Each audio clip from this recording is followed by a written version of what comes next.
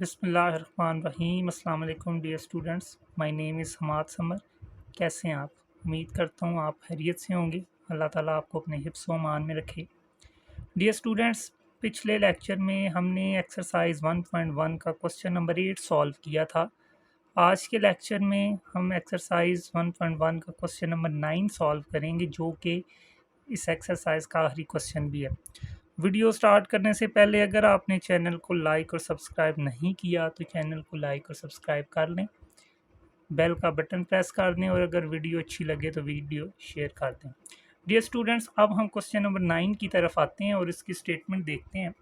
Question number 9 में कहता है कि show that the value of iota exponent n for n belongs to set of natural numbers and n is greater than 4 is iota exponent r, where r is the remainder when n is divided by 4। Students, ये statement देखने में जो कि मुश्किल लग रही है, ये इतनी मुश्किल नहीं है। इसमें वो कह रहा है कि आप प्रूव ये करें कि अयोटा एक्सपोनेंट n जो है वो अयोटा एक्सपोनेंट r के इक्वल है। कब? जब n set of natural number को बिलोंग करता होगा। स्मॉल n जो है ये एक नेचुरल नंबर है और वो नेचुरल नंबर क्या होना चाहिए? n is greater than 4। 4 से बड़े नेचुरल नंबर्स के लिए प्रूव करें कि अयोटा एक्सपोनेंट n जो है वो अयोटा एक्सपोनेंट r के बराबर है और इसमें r जो है वो रिमाइंडर है। कब? जब n को 4 पे डिवाइड किया जाए। तो अब हम सॉल्यूशन की तरफ आते हैं। तो सॉल्यूशन स्टार्ट करने से पहले हमें अयोटा और उसके कुछ एक्सपोनेंट्स की वैल्यूज़ का पता होना चाहिए, देन फिर हम अपना सॉल्यूशन स्टार्ट कर सकते हैं। तो देखिए, हमें पता है कि अयोटा जो है वो स्क्वायर रूट -1 के इक्वल होता है। अयोटा स्क्वायर -1 के इक्वल होता है। तो अयोटा क्यूब जो होगा उसको आप ब्रेक करके अयोटा स्क्वायर इंटू अयोटा लिख सकते हैं। देन अयोटा स्क्वायर की जगह उसकी value -1 into iota as it is. तो -1 into iota is equal to minus iota. और अयोटा एक्सपोनेंट 4 की वैल्यू क्या आ जाएगी? अयोटा स्क्वायर का स्क्वायर, क्योंकि ये 2 मल्टीप्लाई बाई 2 क्या हो जाएगी? पावर 4। तो अयोटा स्क्वायर की जगह उसकी वैल्यू लिख दें -1 और उसके ऊपर स्क्वायर अप्लाई करें तो ये -1 का स्क्वायर क्या आ जाएगा? 1। इसी तरह अयोटा 5 अयोटा 6 की वैल्यू कैलकुलेट की जा सकती है। डियर स्टूडेंट, मैं आपको एक बात बताता चलूँ, ये अपने माइंड में भी रखिएगा कि अगर अयोटा की पावर में 4 का कोई भी मल्टीपल आ जाए तो फिर उसका जो रिज़ल्ट होगा वो 1 के इक्वल होगा। मीन्स टू से कि अगर अयोटा की पावर में 4 आ जाए, अयोटा की पावर में 8 आ जाए, अयोटा की पावर में 12 आ जाए, अयोटा पावर 16 आ जाए, अयोटा पावर 20 आ जाए, 4 का कोई भी मल्टीपल आ जाए अगर अयोटा की पावर में, तो जो रिज़ल्ट होगा वो हमेशा किसके इक्वल होगा? 1 के इक्वल होगा। ये बात आगे जाके यूज़ भी होगी, इसलिए आप यहाँ क्लियर कर रहा हूँ। तो अब नेक्स्ट जो है वो देखें कि हमने इसमें प्रूव क्या करना था कि अयोटा एक्सपोनेंट n जो है वो अयोटा एक्सपोनेंट r के इक्वल है।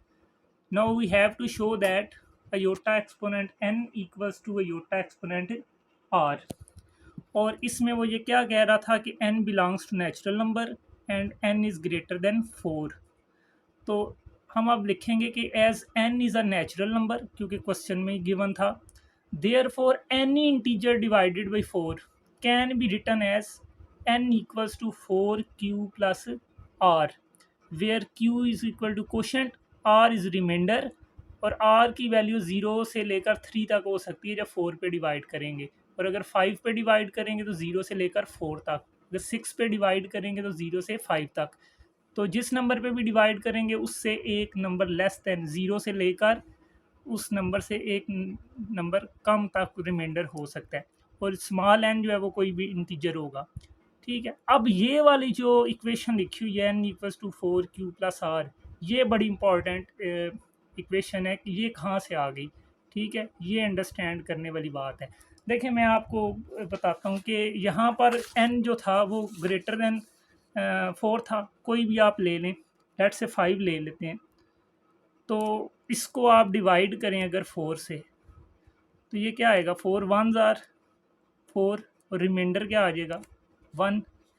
इसी तरह से अगर आप यहाँ पर ले लें 7 और 4 पे डिवाइड कर लें इसको, तो क्या आएगा? 4 1 ज़ार 4, रिमाइंडर क्या आ जाएगा? 3। इसी तरह अगर आप ले लें यहाँ पर 15 तो 4 पे डिवाइड करें तो यहाँ पे रिज़ल्ट क्या आएगा, 4 3 आर 12 और माइनस करके 3 रह जाएगा। अब यहाँ से देखें, ये जिस नंबर को डिवाइड किया जा रहा होता है वो डिवाइडेंड कहलाता है, जिस नंबर से डिवाइड किया जा रहा होता है वो डिवाइज़र कहलाता है, और जितने टेबल पढ़ा जाता है वो क्वोशंट होता है, और जो बाकी रह जाता है वो क्या होता है, रिमाइंडर। ठीक है, तो ये देखें क्या होगा, ये आपका डिवाइज़र हो गया, ठीक है, ये क्वोशंट हो गया, और ये हो गया रिमाइंडर। तो और ये जो आपका डिजिट है ये इंटीजर है स्मॉल एन। तो आप 4 को मल्टीप्लाई करवा दें क्वोशंट के साथ जो कि इधर 3 है, और उसमें प्लस कर दें ये रिमाइंडर। तो ये देखें 4 मल्टीप्लाई बाई क्वोशंट, 4 3 ज़ा 12, उसमें प्लस कर दें ये रिमाइंडर 3, तो क्या बन गया 15, जो कि किसके इक्वल आ गया, ये इस इंटीजर n के। तो इस तरह से n इक्वल्स टू क्या हो गया, 4q प्लस आर, जब किसी भी इंटीजर को 4 के ऊपर डिवाइड किया जाए। ठीक है, तो ये एक मेन पॉइंट था तो जो कि आपको पता होना चाहिए। अब आ जाएं यहाँ पर इस इक्वेशन के ऊपर, जहाँ पर लिखा हुआ है iota exponent n equals to iota exponent 4q plus r. देखें अब ये कहाँ से आया और इसको क्यों लिखा हमने। देखें इस क्वेश्चन में हमने असल में ये प्रूव करना है कि अयोटा एक्सपोनेंट n जो है वो इक्वल है अयोटा एक्सपोनेंट r की। तो हमें अयोटा एक्सपोनेंट n जो है ना उसको फाइंड आउट करना है ना, और उसको लेके आना है अयोटा एक्सपोनेंट r के इक्वल। सो इसलिए यहाँ पर हम अयोटा एक्सपोनेंट n लिखेंगे इज़ इक्वल टू अयोटा, और n की जगह उसकी ये जो वैल्यू हमने यहाँ पर देखी थी 4q प्लस आर वो पुट कर देंगे। ठीक है, 4q plus R. Next step में iota exponent n equals to, यहाँ पर अयोटा की पावर 4q अलग हो जाएगी और अयोटा पावर आर अलग हो जाएगी, क्योंकि ये देखें दोनों दोबारा मल्टीप्लाई करवा दें तो बेस तो वही रहेगी, अयोटा पावर जेड हो जाएंगी 4q प्लस आर। सो अब इस स्टेप पे हम पहुंच चुके हैं। नेक्स्ट स्टेप में क्या होगा, iota exponent n equals to, ये अयोटा एक्सपोनेंट 4q जो है इसको आप लिख सकते हैं अयोटा 4, और ये q इधर बाय सेपरेट लिख लें, क्योंकि ये दोनों पावर्स आपस में मल्टीप्लाई ही होती हैं, तो ये 4 और q मल्टीप्लाई हो गए 4q ही आएगा। तो इसको हमने लिख लिया अयोटा एक्सपोनेंट 4, और पावर साथ बाहर क्या आ गई q, और into iota exponent r as it is. अब ये अयोटा एक्सपोनेंट 4 किसके इक्वल होता है, ये हम यहाँ पर भी रिजल्ट देख चुके हैं 1 के इक्वल।